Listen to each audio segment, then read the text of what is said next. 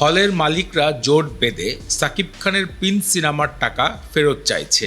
ঈদ উল ফিতরে মুক্তি পাওয়া সাকিব খানের অভিনয়কৃত প্রিন্স সিনেমাকে ঘিরে শুরু হয়েছে আলোচনা সমালোচনা।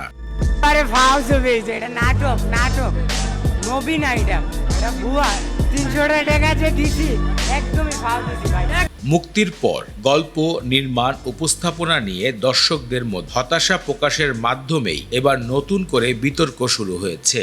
আর এরই মধ্যে কথা বলেছেন বাংলাদেশের আলোচিত সমালোচিত পরিচালক প্রযোজক এমডি ইকবাল। বাংলাদেশের একটি বেসরকারি অনলাইন সংবাদ মাধ্যমের সাথে কথা বলেছেন পরিচালক ইকবাল। তিনি বলেন, আমি আগেই বলেছিলাম এবার ঈদের সিনেমাগুলো লগ্নকৃত টাকা ফেরত পাবে না।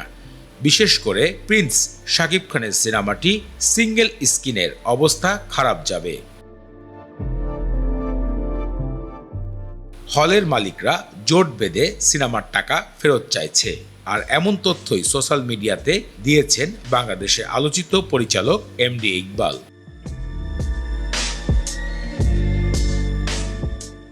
তিনি আরও বলেন, এদিকে হলের মালিকদের একটি অংশ ক্ষতিপূরণের দাবি করে সংবাদ সম্মেলন করেছেন, এমনটাই দাবি করছেন এমডি ইকবাল।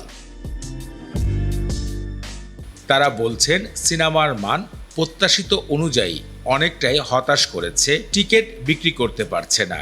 এমন সব তথ্য বাংলাদেশের একটি বেসরকারি অনলাইন নিউজের কাছে শেয়ার করেছেন এমডি ইকবাল।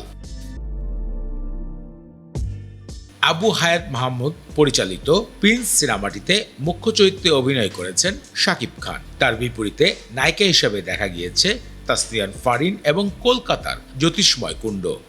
এছাড়াও মুখ্য চরিত্রে অভিনয় করেছেন নাসিরুদ্দিন খান, রাশেদ মামুন অপু, ইফতেখার দিনার, ডক্টর এজাজ, শরীফ সিরাজ। মুক্তির পর থেকেই এর টিজার, এর গল্প, বিভিন্ন ছবি সোশ্যাল মিডিয়াতে ঘুরপাক খাচ্ছে এবং দর্শকরা সমালোচনার ঝড় তুলেছে ফেসবুক, ইউটিউব, অন্যান্য সোশ্যাল মিডিয়াগুলোতে।